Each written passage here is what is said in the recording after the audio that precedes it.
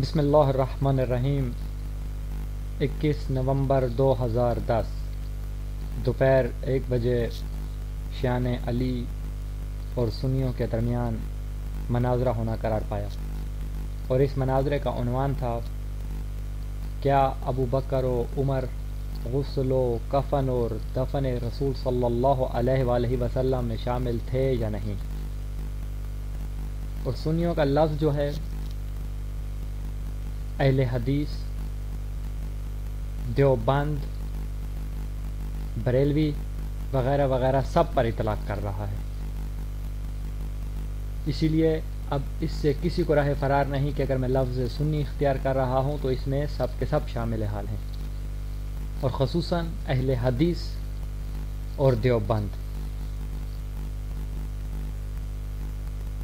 شیعوں کے مد مقابل سنیوں نے کوئی بھی صحیح روایت پیش نہ کر کے اور مناظرے سے راہ فرار اختیار کر کے اپنی شکست عظیم کا ثبوت فراہم کیا۔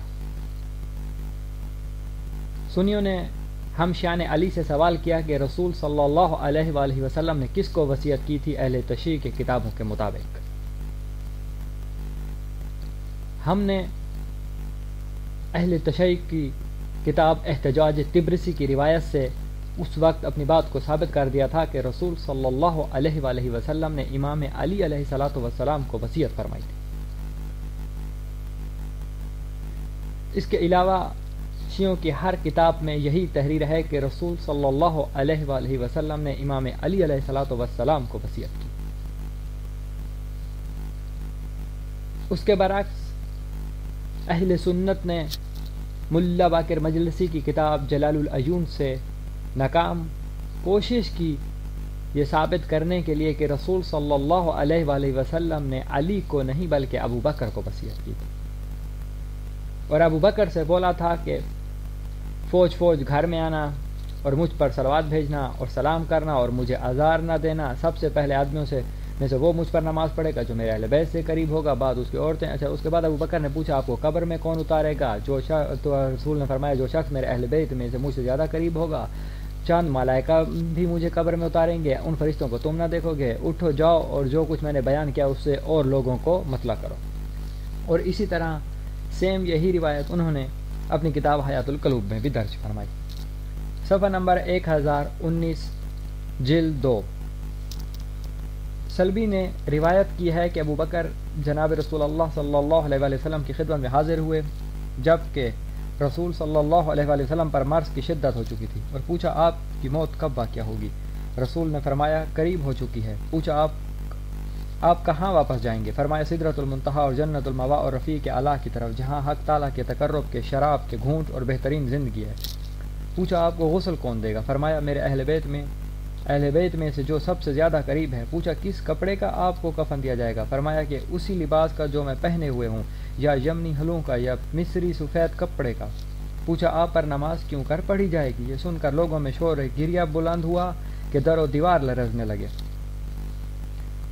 حضرت صلی اللہ علیہ وآلہ وسلم نے فرمایا صبر کرو، خدا تم کو معاف کرے۔ جب مجھے غسل و کفن دے چکے مجھے ایک تختے پر میری قبر کے کنارے لٹا دیں اور تھوڑی دیر کے لیے ہٹ جائیں اور مجھے تنہا چھوڑ دیں، تو سب سے پہلے جو مجھ پر نماز پڑھے گا وہ خداوند عالم، پھر فرشتوں کو اجازت دے گا کہ مجھ پر نماز پڑھیں، تو سب سے پہلے جو نازل ہوگا وہ جبرائیل ہوں گے، پھر اسرافیل، پھر میکائیل، پھر ملک الموت، پھر تمام فرشتوں کا لشکر نازل ہو کر مجھ پر نماز پڑھے گا، پھر تمام لوگ قطار در قطار اس مقام پر آ کر مجھ پر درود و سلام بھیجنا اور فریاد و نالہ کر کے مجھے اذیت مت پہنچانا، اور سب سے پہلے جو مجھ پر نماز پڑھے میرے اہل بیت میں سے قریب تر لوگ ہوں، اس کے بعد میرے اہل بیت میں سے عورتیں اور لڑکے، اس کے بعد دوسرے لوگ۔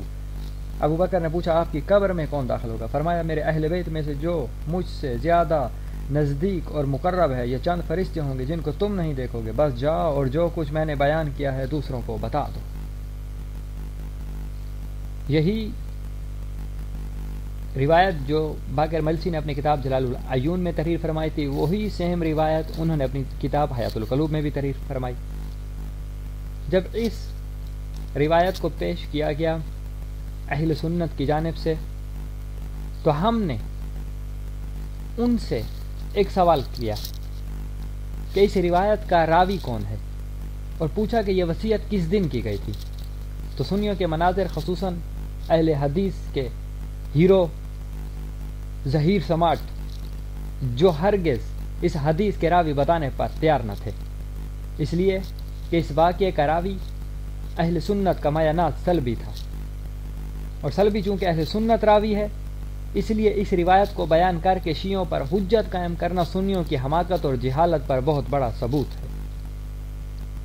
اور اس روایت میں تنہا ابو بکر نہیں ہے بلکہ دیگر بھی صاحبان موجود تھے، کہ جب پوچھا کہ آپ پر نماز کیوں کر پڑھی جائے گی، یہ سن کر لوگوں میں شور و گیریا بلند ہوا کہ در و دیوار لرزنے لگے، تو بس معلوم ہو گیا کہ تنہا ابو بکر اس وقت موجود نہ تھے بلکہ دیگر صاحبان بھی وہاں پر موجود تھے جو گریہ کرنے لگے، اس لیے اہل سنت کی تمام عمارت خود بخود منہدم ہو جاتی ہے۔ اور اس کے علاوہ حیات القلوب کی دوسری روایت اہل سنت یہ پیش کرتے ہیں کہ جناب عباس امیر المومنین علیہ السلام کی خدمت میں آئے اور کہا کہ لوگوں نے مشورہ کر لیا ہے کہ جناب رسول خدا کو بقیع میں دفن کریں گے اور ابو بکر امام بن کر نماز پڑھائیں گے۔ جب ان حضرت یعنی علی علیہ السلام کو یہ معلوم ہوا کہ منافقین فساد پر آمادہ ہیں تو گھر سے باہر تشریف لائے اور فرمایا کہ ایھا الناس، بے شک رسول خدا اپنی حیات و وفات کے بعد ہمارے امام و پیشوا تھے۔ حضرت علیہ السلام نے خود فرمایا کہ میں اسی جگہ دفن ہوں گا جہاں میری روح قبض کی جائے گی، چونکہ غصب خلافت میں اپنا مطلب نکالنا چاہتے تھے، اسی لیے اس معاملے میں لوگوں نے مذائقہ نہیں کیا اور کہا جو کچھ آپ جانتے ہیں کیجئے۔ غرض ان حضرت یعنی علی علیہ السلام نے ان حضرت علیہ السلام نے آگے کھڑے ہو کر امامت کی اور حضرت محمد صلی اللہ علیہ وآلہ وسلم پر نماز پڑھائی، پھر صحابہ سے فرمایا تو 10 افراد نے حضرت کے جنازے کی نماز پڑھی۔ حیات القلوب جلد 2 صفحہ نمبر 1022۔ یہ روایت جو اس سے پہلے میں نے بیان کی اور یہ والی، یہ جو پیش کی جاتی ہے، ان سے اس بات کا جواب واضح ہو جاتا ہے کہ رسول نے فرمایا تھا کہ تمام لوگ قطار در قطار اس مقام پر آ کر مجھ پر درود و سلام بھیجنا، تو پھر یہاں پر کس منہ سے کہہ رہے ہیں کہ ابو بکر جماعت کرائے گا؟ یعنی رسول نے جو فرمایا تھا کہ جا کر لوگوں تک میرا یہ پیغام پہنچا دو، تو کیا ابو بکر نے لوگوں تک وہ پیغام نہیں پہنچایا تھا؟ سوچئے، پہلا سوال، کیا ابو بکر نے لوگوں تک وہ پیغام رسول نہیں پہنچایا تھا؟ دوسرا سوال، اور اگر پہنچایا تھا تو کیا اتنا عرصہ قبل رسول نے یہ بات فرمائی تھی کہ یہ لوگ فرمانے رسول ہی بھول گئے؟ وائے ہو ایسے رسول کے جھوٹے پرستاروں پر۔ عزیزان گرامی، جلال العیون یا حیات القلوب کی ان روایات میں یہ کہاں وارد ہے کہ جس وقت یہ بات کہی جا رہی تھی کہ ابو بکر امام بن کر نماز پڑھائیں، اس وقت ابو بکر وہاں موجود بھی تھے؟ اگر بالفرض ابو بکر وہاں موجود تھے تو ابو بکر نے اس اٹھتی ہوئی آواز و شورش کو خاموش کرنے کے لیے کہ ایھا الناس، کیا تم بھول گئے مجھے رسول نے کیا فرمایا تھا کہ کوئی امام نہیں ہوگا مجھ پر، کیوں نہ کہا؟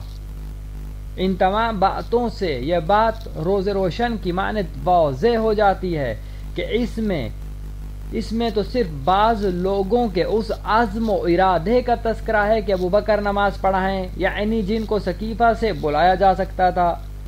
اس بات سے یہ لازم نہیں آتا کہ وہ وہاں پر موجود بھی تھے اور پھر انہوں نے خود نماز بھی پڑھی یا پڑھائی تھی۔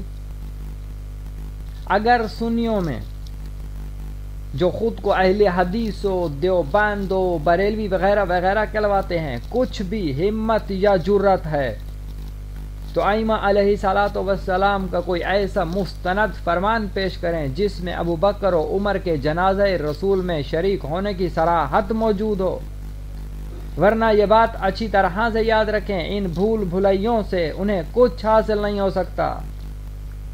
عزیزان گرامی، اس کے بعد آپ حصہ دوم کی جانب رجوع فرمائیں۔ والسلام علیکم ورحمۃ اللہ وبرکاتہ۔